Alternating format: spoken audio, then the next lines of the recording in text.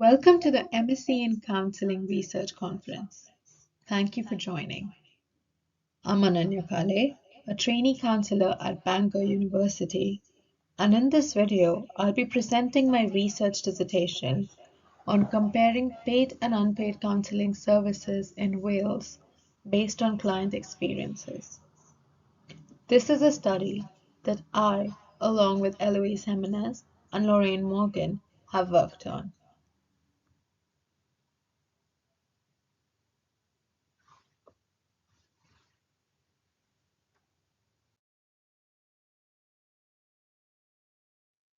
I will first introduce you to my topic of interest and talk a little bit about the past research around it. Then, I'll talk about the methodology used, followed by the results. I will discuss the research findings of this study and end the video with talking about the implications of the study and potential avenues for future research.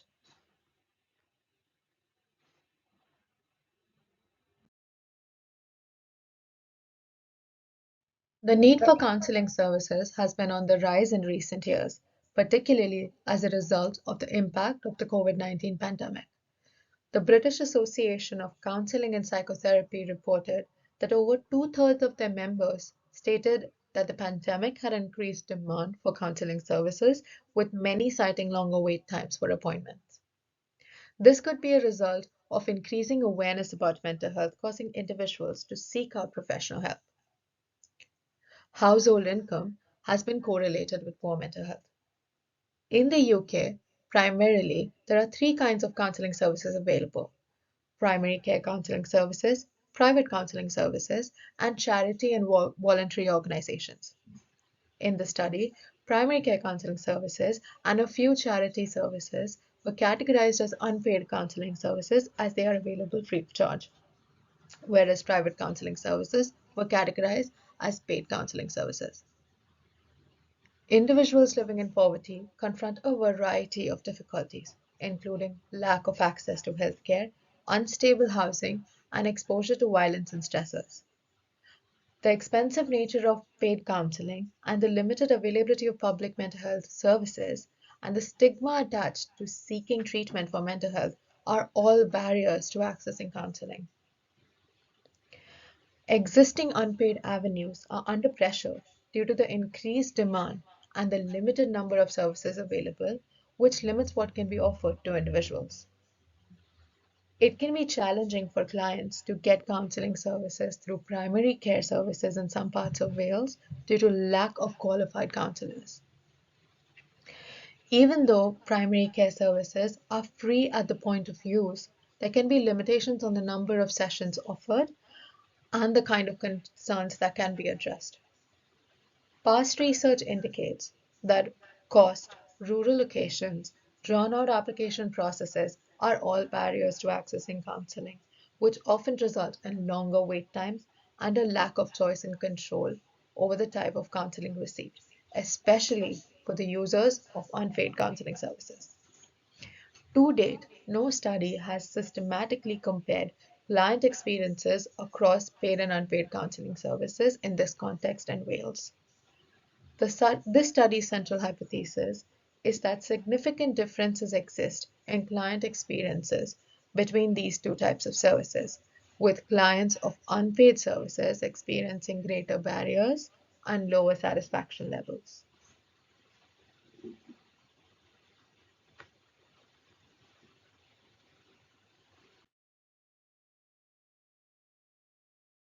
This study had 5 hypotheses. They are as follows. Participants are more likely to use paid counseling services if their household income is higher. Participants who use paid counseling services will experience shorter wait times than those who use unpaid counseling services. Participants who access paid counseling services will have greater control over the kind of therapy they receive than those accessing unpaid counseling services. Participants accessing paid for counseling services will have more number of counseling sessions than those accessing unpaid services. And participants who access paid counseling services are more likely to express higher satisfaction with the number of counseling sessions, as well as higher overall satisfaction than those accessing free counseling services.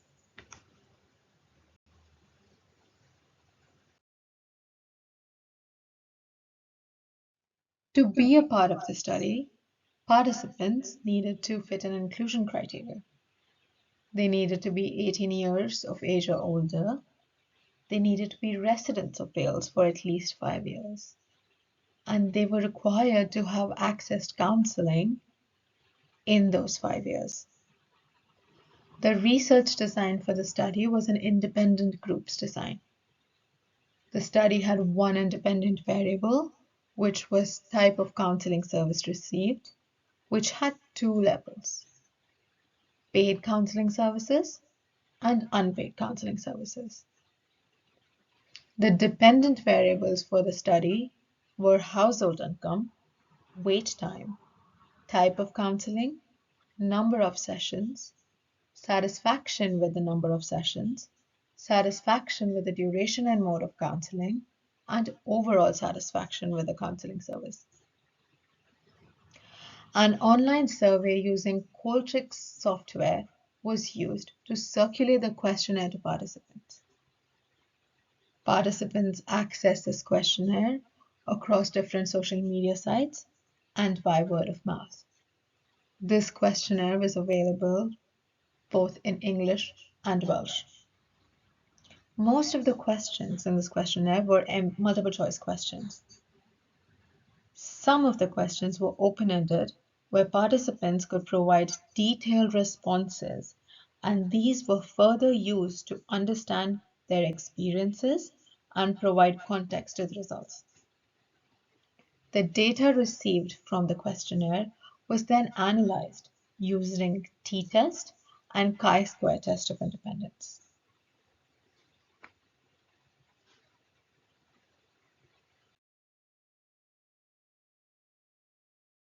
Based on previous research, this study aimed at understanding whether the type of counseling service accessed, that is, paid counseling services or unpaid counseling services, would have an impact on how participants experience them and what their impact was on participants' well-being. This impact was measured using 5 hypotheses. A total of 99 participants responded to the questionnaire. After screening for incomplete and unanswered responses, 51 were deemed eligible for analysis. Out of this, 50 were in English and 1 was in Welsh. Both parametric and non-parametric tests were used to analyze the data. The responses received on the satisfaction scale were on Likert scale, and therefore t-test was used to analyze the data. The rest of the responses used chi-square test of independence. Hypothesis 1 was studying the relationship between household income and type of counseling service. This relationship was found to be significant as the p-value was less than 0.05. This meant that participants with higher household income tended to choose paid counseling services over unpaid services. Hypothesis 2 was analyzing the relationship between wait times and type of counseling service. This relationship was also found to be significant with a p-value less than 0.05. Therefore, we can conclude that participants who opted for paid counseling services experienced shorter wait times than those who opted for unpaid services. The third hypothesis was analyzing the relationship between control over the type of therapy and the type of counseling service. This relationship was also found to be significant with a p-value less than 0.05. Therefore, we concluded that participants who opted for paid counseling services had more control over the type of service received, and they were satisfied with it as well. Hypothesis 4 was trying to understand the relationship between number of sessions received and the type of service received. This relationship was once again found to be significant, with a p-value less than 0.05. So participants who received paid counseling services were offered more number of sessions than those who received unpaid services.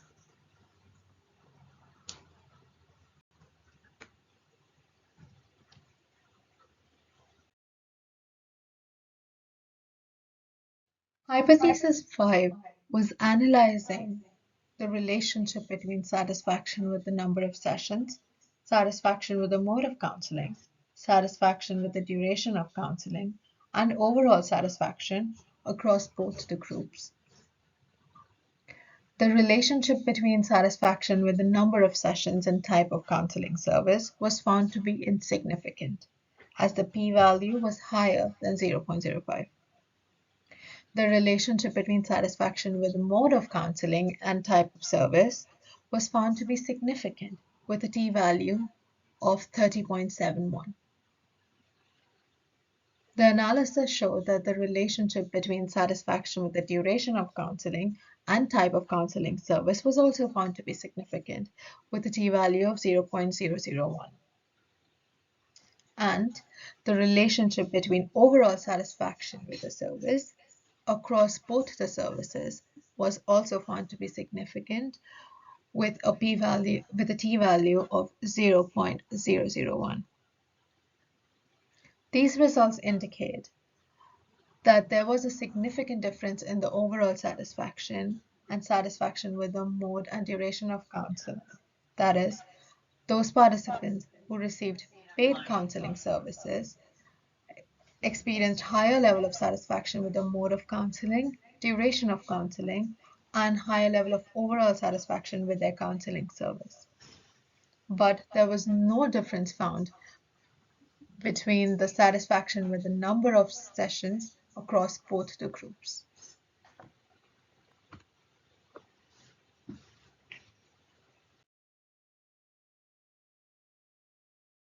Household income was found to be a significant barrier to accessing counseling services, and the findings indicated that individuals who had a higher household income were indeed more likely to opt for paid counseling.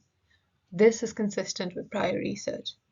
As a result, there's often an over-reliance on primary care and third sector charities, that is, unpaid counseling services, which can limit the accessibility and availability of resources for those who do. To address this issue, it may be necessary to increase funding to these services, enabling them to better balance out the demand for them. Those who could afford to pay for counseling reported feeling that the cost of counseling was not only justified, but counseling had also improved their quality of life. We found that users of unpaid counseling services reported longer wait times than those who used paid counseling services. Financial constraints may result in fewer individuals accessing paid services, thereby leading to shorter wait times for those who do. Participants residing in rural Wales also reported a low availability of counsellors, which led to longer wait times. Reducing overall wait times and implementing additional check-ins for mental health services to monitor symptoms may mitigate the negative impact of long wait times. The results showed that participants accessing paid counseling had more control over the type of therapy offered and had more control over the number of sessions they could attend. Participants reported a higher level of satisfaction with the duration and mode of counseling and higher overall satisfaction with their counseling service in the paid group. Data suggests that this might be due to an increase in the choice and control, as well as the ability to choose their counselor, and this can influence the quality of counseling received and has been linked with better outcomes. Participants who accessed paid counseling were hypothesized to have a higher level of satisfaction with the number of counseling sessions as well. but this hypothesis was disproved as the difference between satisfaction levels was not significant for both the groups. A reason for this result could be that participants often found the cost of therapy to be high. Even in the paid group, participants reported accessing a limited number of sessions due to financial constraints.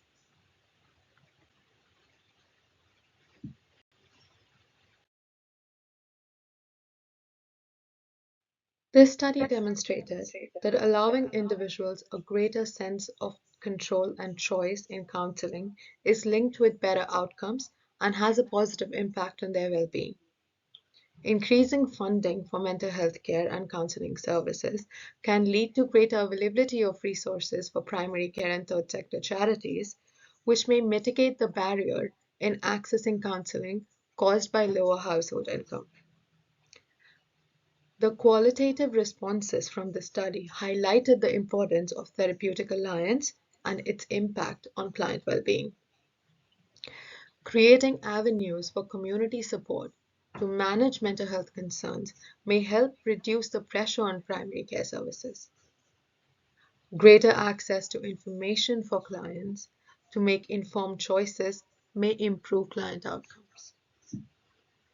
These implications from the study can help make important policy decisions, which will then have a positive impact on client well-being and mental health.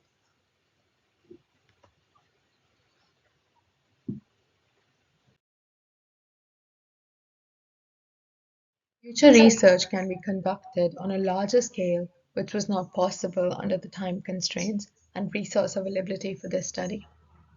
Studying the impact of primary care counseling services and third sector charities separately can add to our understanding of client experiences.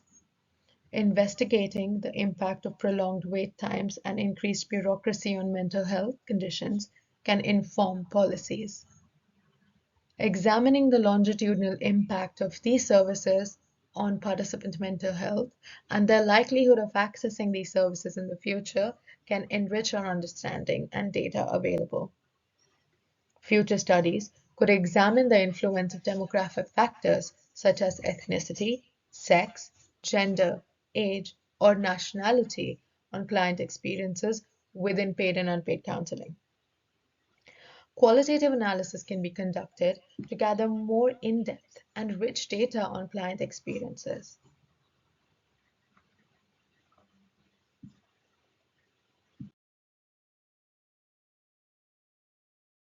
Thank you for listening. If you have any further questions or comments about this study, you can leave them in the comment section below, or you can email them to me on my email address provided on your screen.